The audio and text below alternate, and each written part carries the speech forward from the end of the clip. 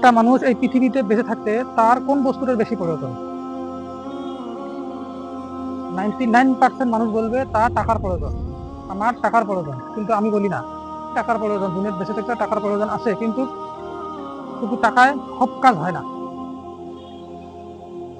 টাকায় 99% কাম সলভ হয়, কিন্তু সব থেকে বড় বস্তু যেটা, ওটা সলভ হয় না।